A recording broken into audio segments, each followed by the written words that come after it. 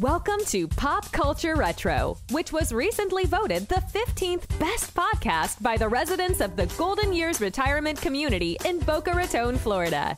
Each show, we'll revisit some of your favorite pop culture memories with insider and outsider perspectives. Now, please help me welcome your hosts, Ike Eisenmann and Jonathan Rosen. Hello, and welcome to another edition of Pop Culture Retro. I'm one of your hosts, Jonathan Rosen, along with Ike Eisenmann, and today we are thrilled to welcome a legendary writer who has written for some of the biggest names around: Marvel, Disney, Warner, Hanna-Barbera, the Edgar Rice Burroughs estate, as well as having authored a great book on comics legend Jack Kirby. He's worked for some of the most popular programs on TV, such as Welcome Back Kotter, Sid and Marty Krofft shows, and Garfield. Please help us welcome Mark Evanier. Mark, thanks so much for joining us today. That's an impressive introduction. You think I'd have some money, wouldn't you? Well, to start with, I read that you grew up in California and your dad worked for the IRS, but you determined early that you wanted to be a writer because of the Dick Van Dyke Show? Well, my father hated his job. Oh. My father had one of the worst jobs in the world, which is he worked for the Internal Revenue, and he was the person who would come to you and say, "I'm sorry, Mr. Rosen, you owe the government $12,000. We have to work out a payment plan or attach your salaries." He hated doing this. He hated the way people treated him. He hated the fact that people cursed his name and, just were upset. So he said to me, sat me down a couple of times and said, "Whatever you do in life, Mark, find something you love to do." And he was a Depression era kid who felt trapped in his job, because if you grew up in his era, the most important thing in the world was to provide for your family, to have a family, and to make sure they had rent and groceries and braces and cheese Danish, whatever they needed. And came to understand the comic book business of the 40s and the 50s and into the 60s better because of my father, because all those guys who were the movers and shakers of those eras in comics had the same problem. They were stuck in the business with that weekly paycheck need. And it is one of the things that shaped the comic book industry was the fact that these guys were willing to work for not the greatest money in the world, and not the money that they probably should have been making, given how profitable their product was, and the fact that they were just all afraid of demanding more or going out and finding something else to do besides comics. The talent pool in the comic book industry was very consistent through the 40s, 50s, and 60s. Not a lot of new people got in the 60s because all the people who were in the 40s and 50s were still in it. So, and forgive me for getting onto that topic here when you'd rather probably talk about my life.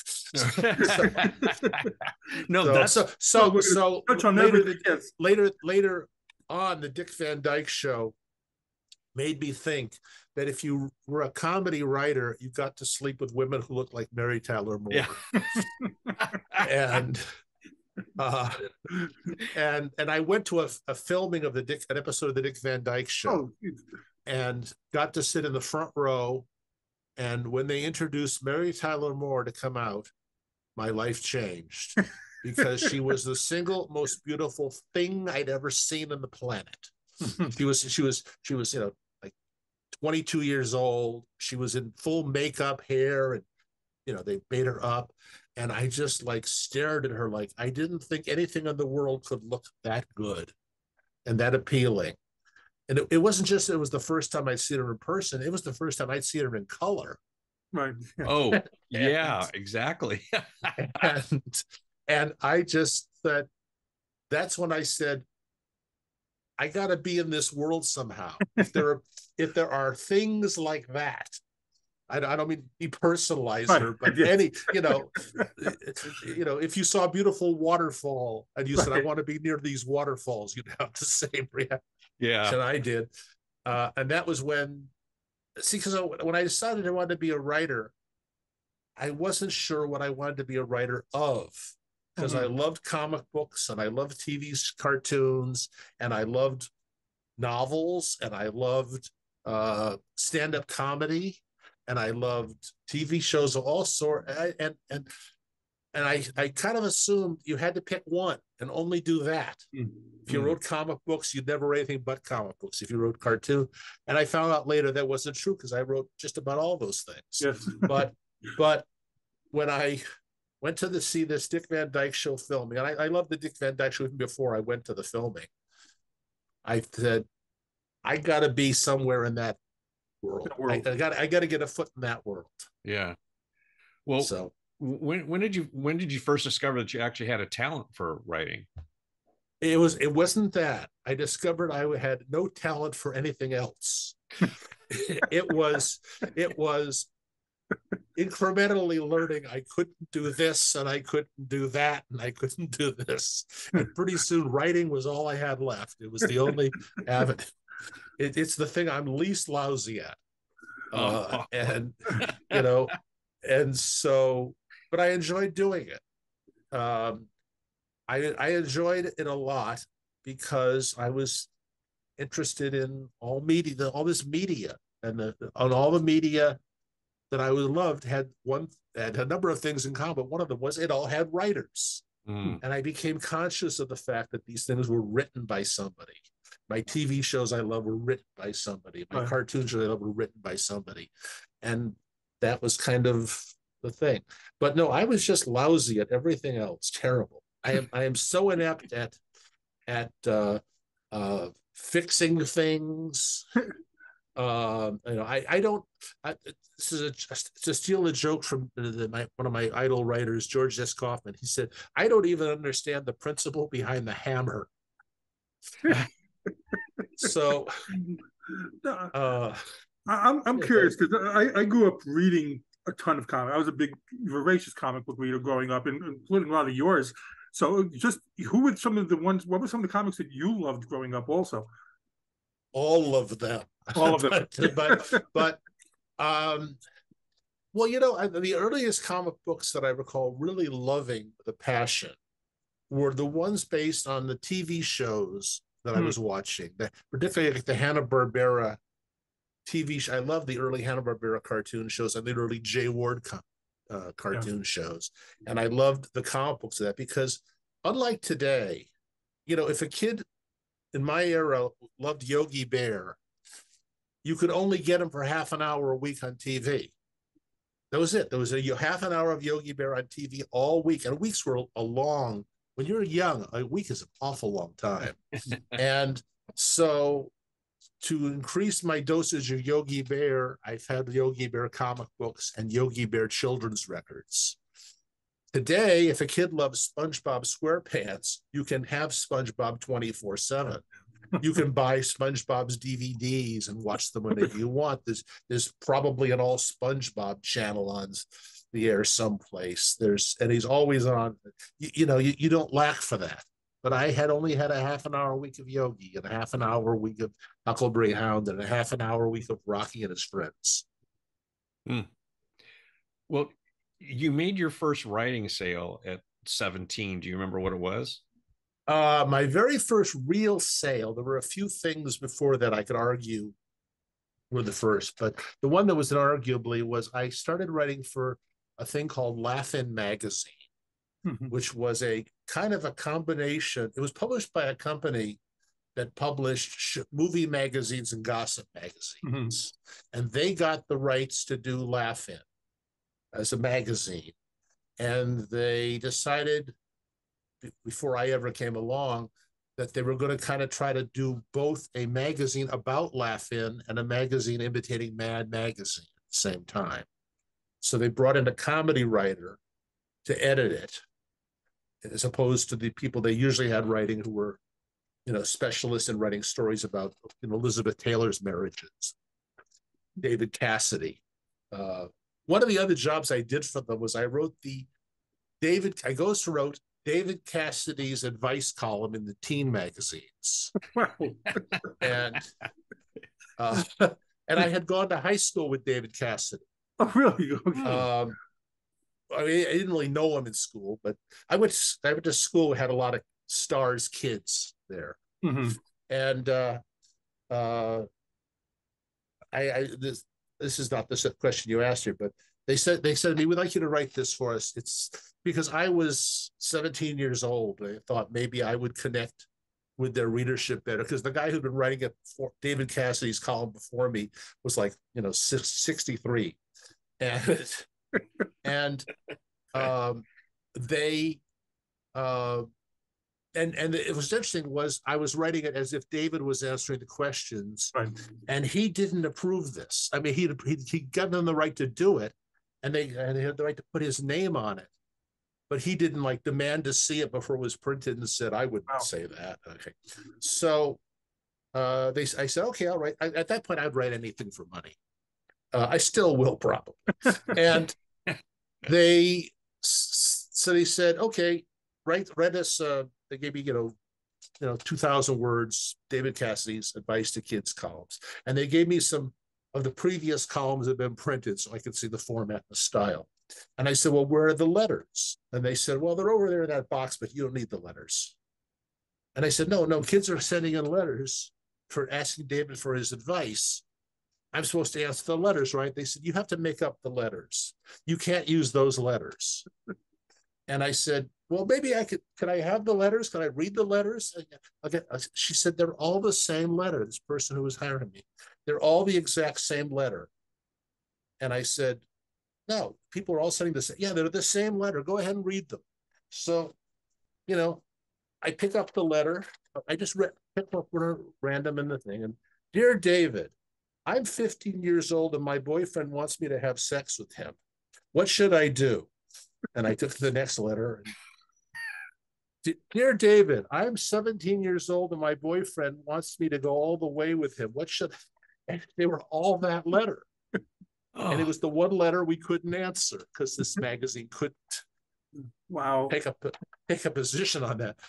And then later I had a little bit of brush with David Cassidy, and I realized the way he would have answered that question is not the way you should answer it in the magazine. So I would make up, my acne's not good. What do I do about my acne? Or something like that. And David would give her expert advice. And I would tend to think that if you had a problem in your life, particularly a romantic and one about personal relationships, the last person in the world you should be asking this question of was David Cassidy. So. Well, shortly after your first sale, I read you met Jack Kirby, and became his assistant. Just a legendary writer. How did that come about? What was Kirby like, and what were some of your responsibilities for him? Okay, well, here's how I met Jack Kirby, a tale which has now been told more often than the origin of Batman. I was a part of a comic book club at the time. Mm-hmm. I was the president of the club because I had letters printed in comic books, and that made me more important than the kids who hadn't had letters printed in comic books somehow. So we was like 30 or 40 of us, and we meet every Saturday afternoon at a park in West LA, and we talk about comics and trade comics and buy and sell. It was like a mini Comic-Con every week. And on the July 4th weekend that year, there was a convention, a science fiction convention in Santa Monica at the Miramar Hotel called the WesternCon. They still do WesternCons, I think. And Jack Kirby and his wife showed up at it. Jack had moved to Southern California from his home in New York a few months earlier, and he wanted to meet excuse me, I got to turn something off. There we go. He wanted to meet some of the local comic fans and maybe find some artists and writers that he could do something with. He was eager to work with young talent. And there were no Comic-Cons in California at that time. There were zero. The first San Diego Comic-Con was in following a year later. It's 1970. And so they went to this science fiction convention, and Jack and Roz drove to this thing, paid admission, and went in. And some of our comic club members were there, and they met Jack, and they got all excited, and they asked Jack to come speak at a meeting of our club. And he said, sure. And then Roz said, why don't you come down to the house and meet us? So the secretary of the club and the vice president or whoever was there, I just not at the convention because I had sold these articles to Laugh-In magazine, and I was staying home working on them that weekend. And also because a girl that I was dating was about to move out of town, I just gotten out of high school 2 weeks earlier. And after you get out of high school, you move out of town in some cases. So I went along on this meeting to meet Jack Kirby. Our treasurer's mother drove us down to Irvine, California, which is where the Kirbys were living at the time. And we spent the day with Jack Kirby, the four of us. And, I was amazed, and we got together and kind of bonded a little bit. Jack was impressed with how much I knew about comics. From all these collecting them and reading fanzines and reading everything I could get about them. And I was also kind of corresponding with some of the editors in New York. When I wrote in letters to the editor, they'd write back and such. So I knew a little bit about the industry, a little bit. And there was a place in California at the time, a company called Marvel Mania, which was doing licensed merchandising of the Marvel characters through a mail order fan club. It was a successor to the old Merry Marvel Marching Society. And Jack recommended me for a job there, and I went to work there. And that gave me the necessity to talk to Jack from time to time about, because he was doing artwork and such for the magazines and things that Marvel Mania was putting out posters. And then a friend of mine named Steve Sherman, who was from our comic book club, had also gone to work for Marvel Mania. And one day, Jack and Roz came in on the February. I met Jack in July of '69. In February of 1970, one day, Jack and Roz showed up unannounced at the office to scream at the guy who ran it that they hadn't been paid their money. Wow. He stiffed everybody, including me and Jack Kirby. Oh my gosh. But and then Jack and Roz took us to lunch, and Jack swore us to secrecy and said, I'm leaving Marvel. It's not been announced yet. This was an absolute secret in the world. I'm going to work for DC, and I'm going to need some assistance. Would you like to be my assistants? And we thought it over for a second and a half and said, yes, we'll do anything. And we didn't ask what he was going to pay. We didn't ask what we were going to do. We just said, yes, Mr. Kirby. We had already come to love this man as just a lovely, sweet man. And he was somebody who, when you were around him, you felt more creative. You weren't, but you felt like you were. And I wanted to be around Jack Kirby. I didn't know what would happen. I still don't know quite what happened, but he had seen the stuff that we had done for Marvel Mania, and he'd met me, and he thought, I need assistance. These guys know how to put out a magazine. They know how to put artwork together and, editorial type stuff at least. And they seem to have some writing abilities. So we became his assistants, and, that meant, and in that case, it kind of meant becoming family in a way, because we became very close with Jack and his family. Still talking to his kids all the time. So have I over answered your question? No, no, not at all. I mean, but yeah, before we go to other aspects of your career, you wrote a book about Kirby. What prompted you to write that? I'm writing another one. Oh my gosh! Okay. Jack said to me, one of the things that everybody asks me about Jack, and I love talking about Jack. We can talk. You don't have to even mention me for the rest of this podcast. We can just talk about Jack if you'd like. But he basically asked me to be. His term he used was, "Would you be my Boswell?" And I didn't know what that meant at the time. I said yes, without having any idea what a Boswell was. And I went home and looked it up. Oh, I'm going to be his biographer. And so this made Jack more willing to answer my stupid questions about everything. And working with Jack, I just kept peppering him with questions about his past and people he'd worked with and how this was done and stuff like that. And the book never seemed to be the right time to write that book. After he died, at a little gathering at the Kirby home after the memorial, Roz said to me, "I want you to write the book now. You must write the book. I will give you everything you need." And I left there with 2 crates of Jack's personal papers and files. Oh, wow. She gave them to me right at that moment and said, "Start writing the book. Take as long as you want. Do it right." So it's taken a lot longer than I planned, because in the intervening years, there were all sorts of legal matters that the Kirby family was involved with. And the lawyers would call up and say, "Don't write the book, don't publish." I felt it was time to do that. And I've been working on it.